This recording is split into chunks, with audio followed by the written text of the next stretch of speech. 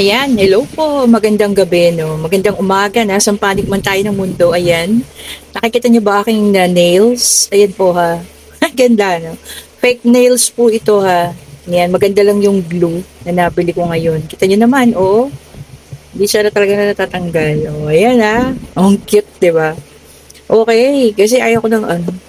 Alam niyo yun, magpa-manicure. Numinipis na kasi masyado yung aking ano, kuko. Kakukuskus. So, eto, no. Bumili tayo ng, ano, ng fake nails. Ayan. Kung bibili kayo po ha, make sure na mayroong maglalagay sa inyo. Kasi, hindi siya ganun kadali. Tapos yung glue, mainit. O, ayan. So, ayun po ha. Make sure lang na meron kayong, tutulong sa inyo. Pwede niyo, ako sa tinulungan ako ng anak ko. Ayan. Diba, ang ganda? Kahit ano, no, maglaba. Oo, hindi siya matatanggal. O, ayan. O, di po ba? Ang ganda, no? Ayan, tignan nyo na lang dyan, ha? Ilalagay ko yung link dyan. And then, meron tayo dito, Five of Swords. Okay. Tapos, meron tayo dito, Six of Swords. Magkasunod pa. Puro swords. Naku po. Sige nga, tignan pa natin ha. Tignan natin. Okay, meron tayong Knight of Pentacles. Ako po. Tignan pa natin.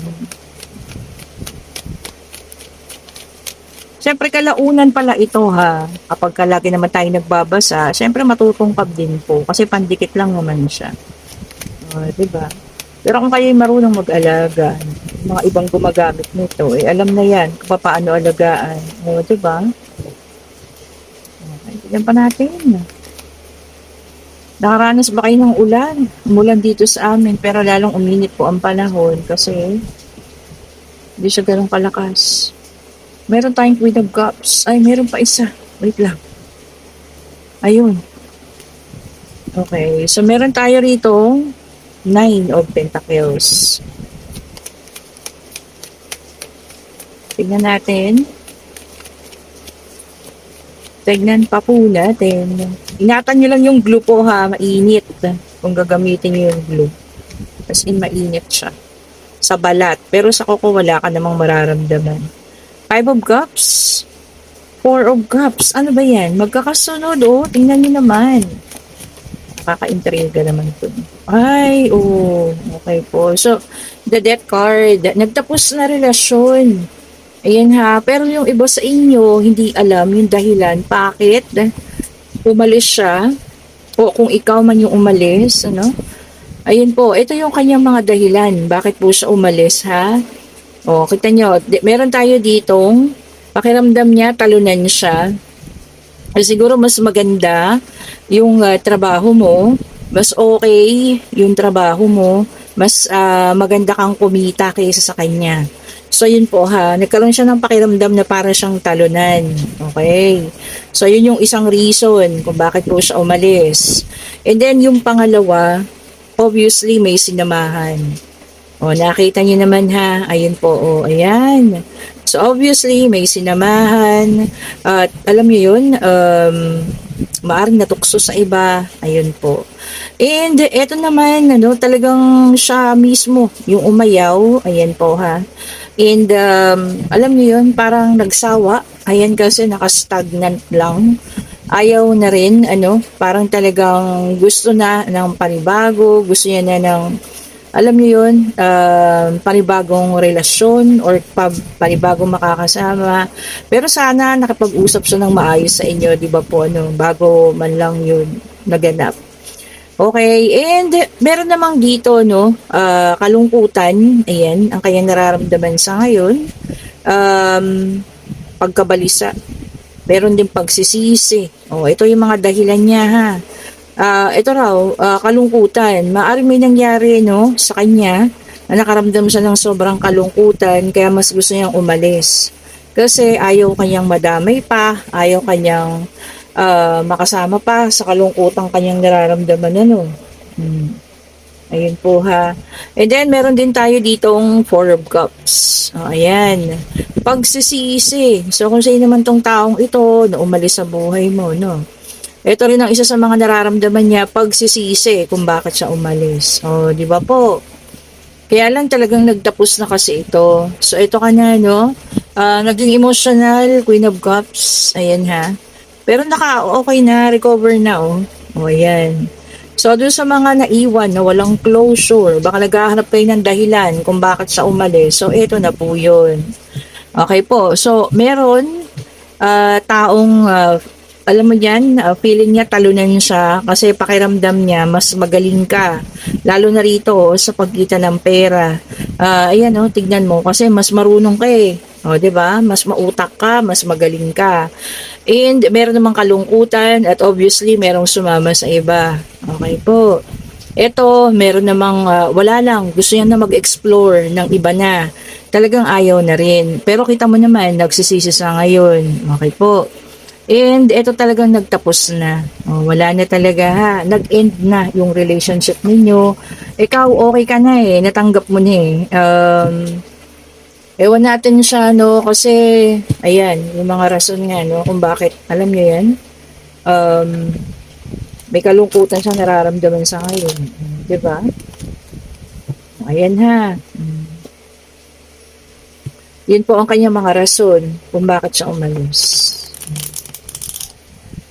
Okay, kung nararamdaman nyo, yung iba para sa inyo, pulutin ha. Kung hindi naman itapon, sinasabi ko po ulit, hindi lahat po ay makaka-resonate. Pwedeng oo, pwedeng hindi ha. Okay po, so kung hindi kayo makaresonate, huwag natin ipilit po. Okay? So ayun ha, sa iba na mga hindi alam ang dahilan, yung bang bigla na lang ghost, no? Biglang nawala, yan po ang kanilang mga rason, bakit sila umalis. Okay. Minsan sa ego rin, ano. Lalo na kapag magaling kang dumiskarte sa buhay. Pansinin nyo, mga babaeng magaling dumiskarte sa buhay, kadalasan yun yung mga naiiwanan. Oh, diba? Huwag na tayo mag-mention, baka tayo, alam niyo yan, ma-restrict naman. Pero pansinin nyo, no, kahit sa showbiz, yung mga magaling dumiskarte. Ay, ang badai naman nila. O sige, wag natin pigilan. Okay, sa una, water sign, Cancer, Scorpio, and Pisces. Okay po, the Hangman. O ayan, sabi niya rito, no? Enlightenment. Merong paglinaw na ng kanyang kaisipan. O, ayun ha. Ngayon pa, lilinaw ang kaisipan mo, wala na. O, di ba po, tapos na eh. O, naganap na. Okay, kahit pa luminaw ang isip mo ngayon, not sure, gaya kagabi, no, kung tatanggapin niyo pa to. And then, meron tayong Page of Wands, a fire sign, Aries, Leo, and Sagittarius. Naka-reverse to, ha? Ay, ang ganda, no? Puro conflict siya ngayon. Ayun, ha? At makaka-receive ka ng bad news tungkol sa kanya. O kung ano man tong bad news na to, no? Well, anyway, since naka-move on ka naman na, alam mo yun, so anything siguro about sa kanya, hindi niya ganun ka-interesado, 'di ba? Okay. And then, meron tayo ditong 7 of Cups. Ayan, water sign ulit. Okay po. Para sa iyo, bagong oportunidad. Ayan po ha. Marami kang pinagpipilian sa ngayon. Ano? Baka nag-apply ka ng trabaho at alam mo yun, almost lahat ng in-applyan mo natanggap ka. So, ibig sabihin, eto na. Paglago, pag-ayos ng buhay, eto na. O, diba? So, hindi na kagaya dati. Sobrang mabigat. Especially yung mga naiwanan ng asawa na naging single parent. Tapos, alam mo yan, naging okay ka. Diba, no? So, ayun po ha. Kung ano man ang pagpipilian ninyo, sana mapili niyo yung maganda yung pasahod, o di ba? Magandang kumpanya para maging talagang malabong-malabo ka. Okay po. And then meron tayong the strength, fire sign. Ayan ha.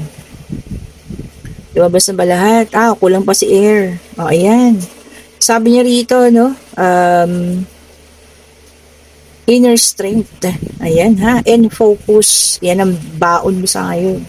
So, yan ang iyong sandata, no? Inner strength, yung kalakasan mo, and pagka-focus mo sa kung ano man, ano man itong nais mong gawin ngayon. Ayan. Ang ganda, no? Yan ang gusto ko sa lahat, yung mga taong naiwanan, kahit na ano pa yung rason ng taong ito, pero ikaw yung naiwan, bumangon ka at naging maayos ka. Very good na very good yun. Alam nyo kanina doon sa comment section, ang dami ko nabasa, napaka-positive. Sobra, kinongratulate ko nga yung mga positive na comment doon. Yun. So, ulitin ko ha, hindi ako nag-entertain ng mga negative comments, positive lang. Kasi napakaganda po, especially mababasa ng ibang tao no, na positibo ka. Nakakahawa yun ha, o diba? O ito na ang air sign, o Gemini, Libra, and Aquarius, Four of Swords, ayan ha. Pero sa iba naman, para sa iba, sabi rito, no, loneliness. O ano ba to? And meron ding cancellation. Ano ba to mga kinancel nyo? Mga parcel ba to? O flight? Ano, baka may ganun, ano, makakancel na flight. O, di ba? O, ano po yan? Siyempre, kalulungkot natin, lalo na kung hindi matutuloy. O, di ba? Sabi kasi nila, may paparating na bagyo. O, ayun po. Baka nga, pwede rin pag-uwi ng probinsya, no, ika-cancel muna natin. Or kung ano man po ha, makakancel daw po. Kayo mismo raw ang magka-cancel. O ano man yan, date. O kung ano man po ha. May bahala na po kayo kung alam niyo yan, hindi talaga kaya o ng oras ninyo, 'di ba? Cancel na lang. And then meron tayo dito, Ten of Pentacles, ayan, Earth sign, naka-reverse naman. Ako naman. Sabi niya rito, no, misfortune. May mapapalampas na ano, na tawag to swerte. Ano ba yan? Or baka kumatok na ang ano, no? Kumatok ang magandang kapalaran pero napalampas mo. Ano kayang dahilan? Pwedeng pag-ibig. O yan ha, pwedeng pangyayari yun na importante. So ayun, napalampas mo yung opportunity. Misfortune daw. Miss opportunity and misfortune. Ay, sayang. O, diba? Sana, panalangin natin na magkaroon pa ulit ha. O, diba? Magkaroon pa ulit ng magandang oportunidad para sa iyo. Tignan pa po natin. Tignan natin, ano. Ito. At saka ito. And then, meron tayong Five of Swords, air sign. Okay. Abusive relationship. O, naku. Sino ba nakakaranas ng abusive relationship sa ngayon? Naku, iwan nyo na yan. Hindi nyo yan kailangang, ano, no, ayusin pa. Lalo na kung ina-abuse na kayo. Wala na pong ano, sali-salita. Verbal man itong abuse, physical, o kung ano mang pag-aabuso sa inyo. Kailangan na po ninyo yung iwan, ha? Okay po, bitawan. Then, meron tayong Five of Swords, air sign ulit. Ayan, ha? Sabi niya rito, no? Naku, meron daw ano, isang balita. Ayan, paparating. Ayan, ha? Pwede raw kayong kontakin. Pwede rin kontrata ito, kung ano man ito ha. So, impormasyon na manggagaling sa mensahe, pwede daw balita, pwede rin kontrata, o kung ano man po yan ha. Sana positive lang, no? Puro good news. 'Di ba? Para maganda naman. Kahit na ghost month na tinatawag nila, sana positive lang po. O, di ba? Lahat positivity. Okay, so tingnan pa natin ha. Ito, tingnan natin, the Empress, naka-reverse, Earth sign, ay. Naku, sabi rito, no, somebody's going to block you.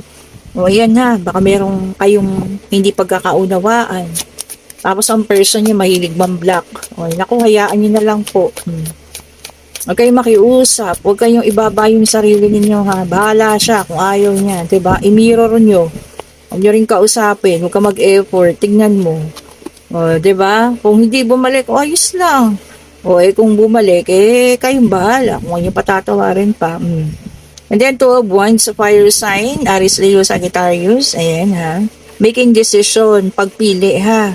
Sa mga landas na tatahakin. Baka merong pag-alis, no? Pag-abroad. Tapos biglang offer, magandang trabaho dito, mataas din ang sahod. Yun ang mahirap. O, di po ba? Kasi kung kailan okay na, tapos saka ka matatanggap sa isang trabaho, o kayo po. Ano ba ang gugustuhin nyo? O, diba? Abroad o dito, or kung pag-ibig man ito, no? Pag-alis o kung ano man, ayan ho, desisyon daw po, pipili ka.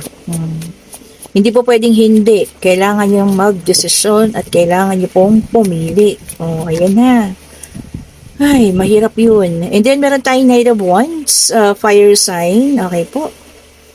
Naku, inspired action. Oh, sa mga inspirado dyan, pwedeng in love. Ayan, ano. Pwede rin may pinag-iipunan. O, di ba? Meron talagang goal sa buhay. Good. O, di ba? Ma-inspire lang tayo sa maganda, ha. Huwag po sa, alam niyo yun, hindi maganda. Sana ma-inspire tayo sa lahat ng mga bagay na nakakabuti sa atin. Ano, hindi yung mga negatibo. Okay po. Tignan pa natin, ha. Tignan natin. Last na sa ating deck of cards. O, ayan. Tignan pa natin dito. Salamat po pala sa mga bumili, ha. Sa mga nag-order ng pabango. Napadala ko na po lahat kanina. Ayan. Okay po. And then, meron tayo ditong Queen of Swords. Air sign. O, ayan, ha. Sabi niya rito, boundaries. Naku.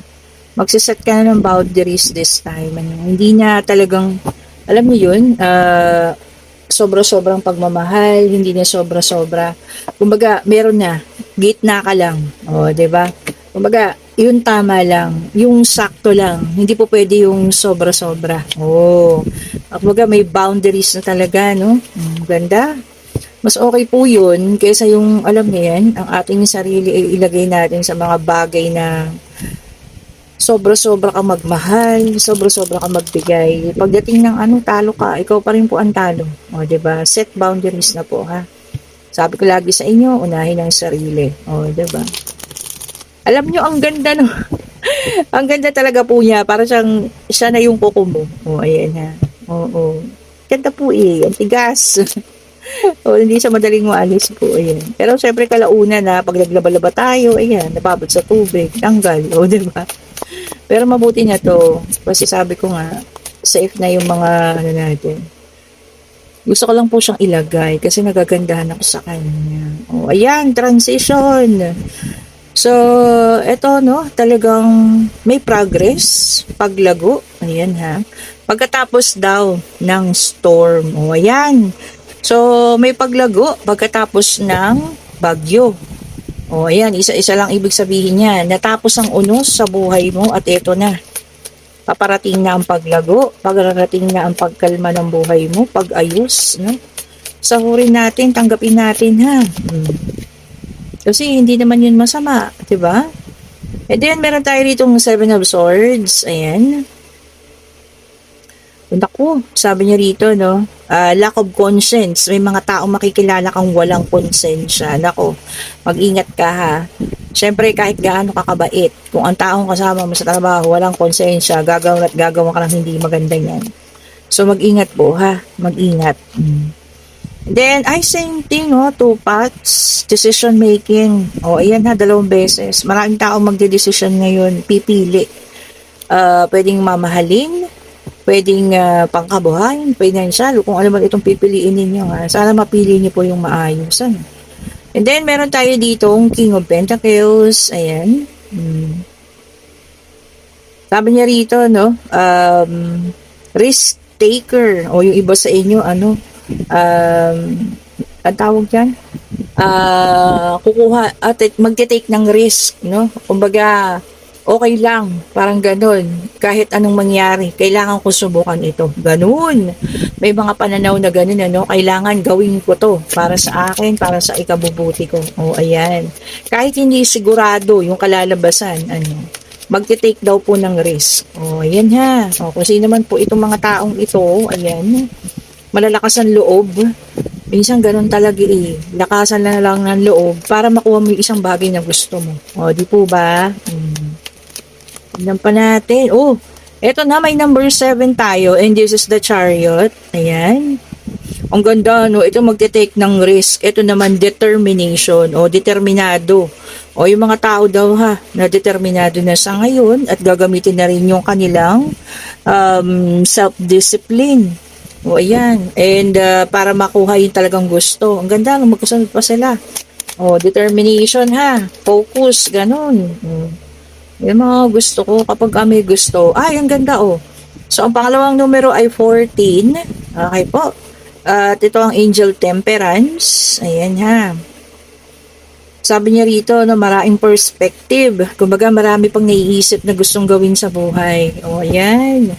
Oo nga naman, kahit may edad na tayo, no, hindi tayo dapat tumigil. O, 'di ba?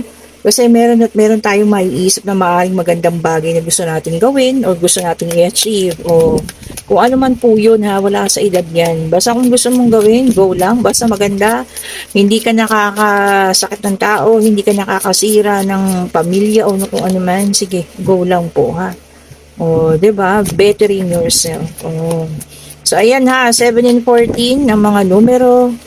And then, meron tayo ditong Ace of Wands. Ayan. Sabi niya rito, no, maghahanap ka ng iyong new passion. O, ayan. Baka meron kang gustong gawin, kunyari, gusto mo ng more on pagluluto ngayon, o, 'di ba?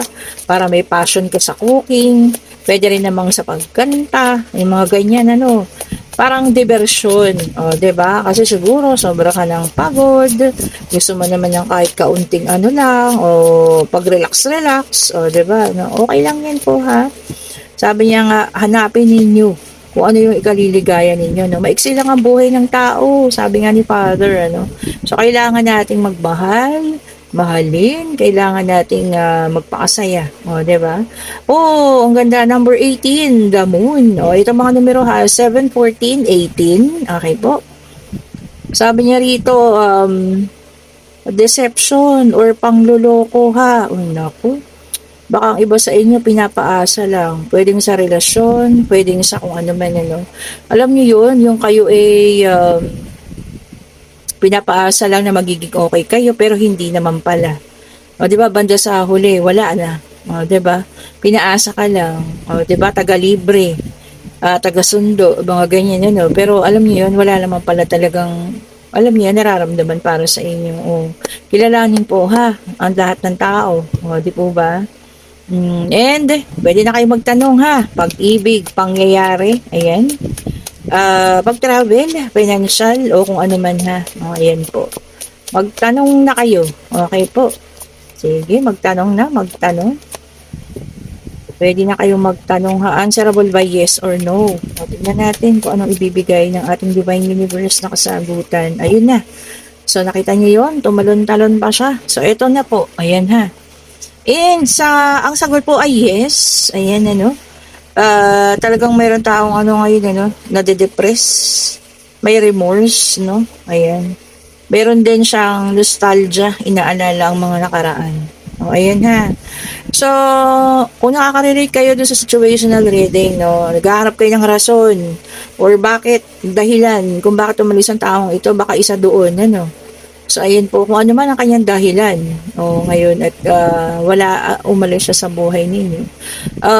Para sa akin, yun na mismo yung kasagutan, yung kanyang pag-alis. Dahil kung may respeto at pagmamahal sa inyo yan, hindi kayo basta-basta iiwanan po, ha? No, 'di ba? Ayan, kung nagugustuhan ating reading, pa-like, pa-share, pa-subscribe, hit the notification bell para lagi kayong updated sa mga bagong videos na nire-release natin. And sa lahat ng gustong umorder ng ating mga bracelet. Oh, ayan ha. Flex ko na siya ngayon kasi maganda na yung kuko eh. Hindi na kagaya na o, ayan po, mag-order na kayo. Oo, ayan, nakikita nyo naman ha. O, ayan ha, ang gaganda po nila, ano. Puro original po yan ha, walang bakbak, hindi po kagaya ng mga plastic, original crystal po yan ha. And, sa lahat ng, ayan, ito kadarating lang to pinadala ng ating supplier. Ang ganda, no? May ganito palang lagayan siya. O, ayan po, nakalagay niya siya sa ganyan. So, pwede niyo siyang dalhin, lagay sa bag. O, ayan, meron na siyang sariling pouch. Okay po, kasama na yung free na yan. Lagayan niya mismo. Order na kayo, ha? Marami na napatunayan ng ating pabango. Bagong-bago lang yan. Pero, alam niyo, marami siyang napatunayan. Okay po, thank you so much for watching. Have a great evening. Today is Monday. Sana na maging maayos ang inyong pag-uwi. Ano, kung di pa nakaka-uwi, kung mga papasok dyan, ingat po ha, maulan ng gabi. Have a great day po. Stay safe. Bye-bye po sa lahat.